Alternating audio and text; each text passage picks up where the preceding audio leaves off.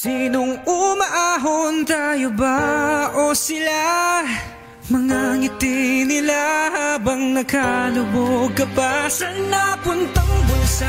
Pinaghirapan kong mga barya, minumulto na ng mga pangako nyo.